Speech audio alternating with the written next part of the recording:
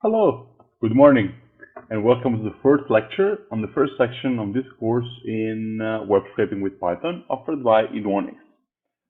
So, in the previous lecture, we've seen a little bit of what does web parsing mean and how it is associated to web scraping. So, web parsing, let's repeat it. Web parsing is the operation of actually parsing the data which is being scraped. So, data normally when it's scraped, it comes in it comes with its structure, which is its HTML structure, which is normally like the backbone of whatever it is behind the website. So if you want to see this backbone, you can just go on whatever website, whatever browser, if you use Chrome or Firefox or whatever, you go right click and then probably there's an option for display as HTML. Then you'll be able to see what does this format look like. When we do parse, we want to instead get those informations which are organized in a structure of an HTML and then get it into an easy to read format for a human like us. So that's what parsing means. And one library, package or library, very useful for doing this sort of operation is Beautiful Soup. So we left the last lecture with a question like, why is Beautiful Soup so beautiful? And in this lecture, we are aiming at answering this question. So see why Beautiful Soup is so beautiful. And we'll see with two examples. So we won't go through theory or do PPT, but instead now we have two case studies, and we'll see how does this work. Again, here you can see my IDE spider, and we go through this. Okay, so first of all, we'll use Beautiful Soup in together with the URL library. This one, I guess we don't need it. So we will use it together with URL-lib.request, and this is what we'll be using for doing a request open a URL library. And again, this is imported, and then we have from BS4, which stands for Beautiful Soup. So from the library BS4, Beautiful Soup, we import the object Beautiful Soup. And then SSL, which I would say I have written here, ignore SSL certificate error. So this is something else which happens behind. In this case, we want to all the errors which may happen, which may prompt. I wanna ignore them. So I don't think we should really spend too much time on this, but instead we want to look into what it actually can be done can be done in brief. So I would say this one, just take it as it is. Oops, I need to import SSL first. Take it as it is. This is just creating a context, a CATX, which is then read in the request as a context equal to this CTX, and it's read in an HTML. So let's see. So I pass all this. So we have this SSL context type in the variable now, and then URL here I've put it as an input, so we can input pretty much whatever we want. For the purpose of this exercise, I've taken actually one of the references that I've used in the past PPT, which was about on a Wikipedia page, web crawler. So regarding what is web crawling. And I hit enter. I hit enter. Okay, great. So now URL is a string which has the URL of Wikipedia related to the page of web crawler.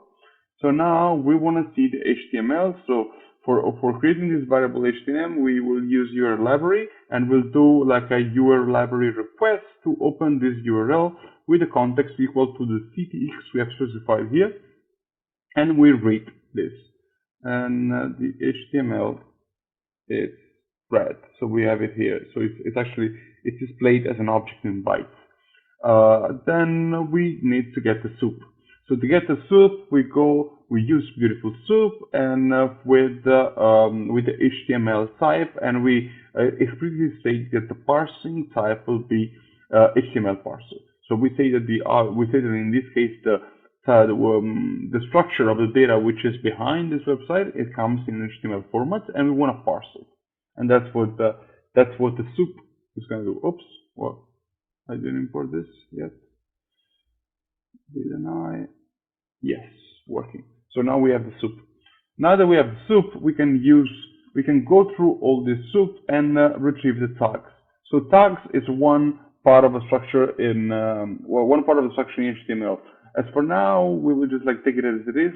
In the second example, I'll show you exactly like what a tag is. What is a tag? And now we print it.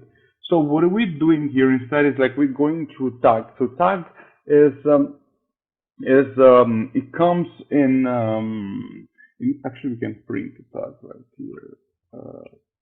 It's gonna be easier if you just like see it yourself. So we print tag, and then I wanna say for each time then print.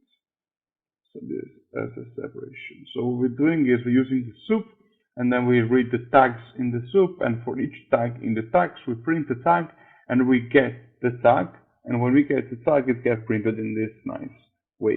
But let's see what is instead behind it. So okay, now we pass a website. Yeah, so here now we see what the tag actually look like. This is easier for you to see. So this is like the tag. So tag comes in this format. As you can see, the tags that we're getting are the one with the letter A, with the A opening, A closing. This is what HTML means: A opening, A closing.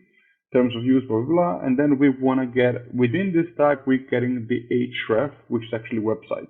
So we're getting then href equal to this, and then we're looking for this object within the tag which starts from A and closes from A.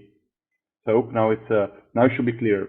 That's why we actually have like the soup, which is looking for A, and then we're getting href out of here. So this is what we're doing. So as you can see now, let's say the way in which tag was coming is much more difficult to parse. Now, if the hard way, getting back to last lecture, the hard way would have been, okay, out of this string, which is given in this tag, you should get only the website. That's what you have to do. So you will have like to do some string manipulation or whatever. But instead, if you're using Beautiful Soup, you just tell to the soup to get from the tag the href, and that's it, done. And then you will have the website. So as simple as that. So now let's go on with the next example. I want to close the console and start a new one. Connecting the kernel. Done. Great. Okay. So now in this case, what we're doing instead is something else. So now we want to retrieve more stuff. So we will be getting instead information. So now I am going on a website and I want to get one specific information from this website. So what we do is, first of all, let me go through the script, then I explain how it works. So again, we have first we import URL library URL-live.request, and we from URL-live.request we import an object URL-open. From BS4 we import the object Beautiful Soup. Oops. And then we import SSL and re. So re is a library which is used for doing string manipulation. So if you want to do anything like, for example, like counting an occurrence of a string within a substring, or doing pretty much like whatever we want, we can use this library. If you never use it, I heavily recommend you to take a look at it, because it will be very useful, especially if we're doing string operations, I would say. So again, we have like this part here with SSL certificate errors, and I want this to be ignored again. And then we have URL, and we want to import a URL. Let's use the same URL as before. So we go through Wikipedia, Wiki Web Crawler. Done. So now URL is a string which has the website of Wikipedia, Wiki Web Crawler. Now HTML will be opening URL. So here we're now opening a URL again with the context set to be equal to CTX, which is ignoring the SSL certificate error. And then we create the soup with an HTML parser. Great. So now what we're going to do is we're going through all these anchor tags, so the tags in the HTML, and we want to instead get all these numbers. So out of all these tags, I want to get all the numbers. And then I will also let's say sum them up, and we get like the sum of the numbers. So now we want to get the occurrence of all. We're counting the occurrence of numbers within tags, and we append it into a list. Once we have this, then we sum it up. So the end goal is, okay, on this website, what we're gonna do is look for all number characters. Tell me how many are there, how many there are in this website. That's what this thing is doing. So how is it doing? Again, we have empty list all numbers, all nums, and then some number which we set initially equal to 0, and then for each tag in tags we will go through here. We will print it only for displaying purpose. So I'll print a tag. I will print like some information which are actually retrievable from the HTML parser, which is a tag or URL. So the URL, which again will be tag.gethref_known, same as what we have done in the previous one.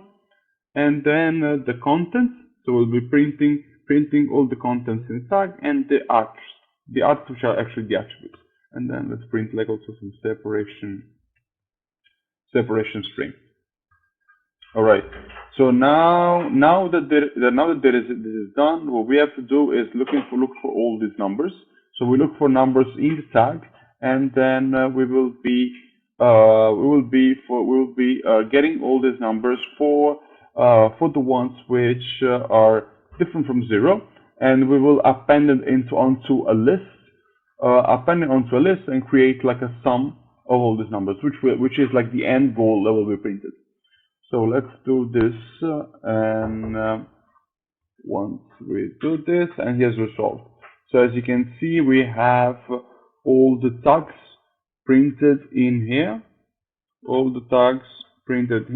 and at the end we will get as a result the sum of all the numbers. So the numbers are printed onto a list of float objects. So you can see here a float object within the float object. So in the list starting from 0, and then we have 52, 2, 1, blah blah whatever. And this is again, it's not the number itself, but it's actually oh no, this is the number itself actually. No, all numbers. Let me see. Find all numbers got up. No, yeah, okay. No, this is sorry. This is yeah. This is we're actually counting all these numbers. So these are the counts, and these are the counts within each one of this anchor tags, and the final sum, which will be 189. So 189 will be the sum of all the float values which are appended onto this list. And we get, in this case, we get this sum printed.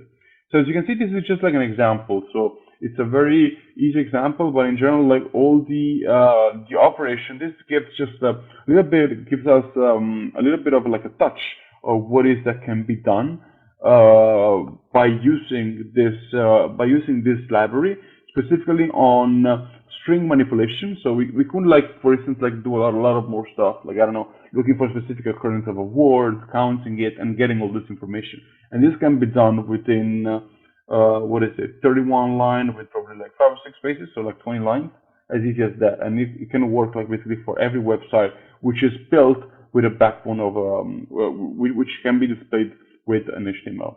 So yeah, and I guess that's it, and thank you for your attention.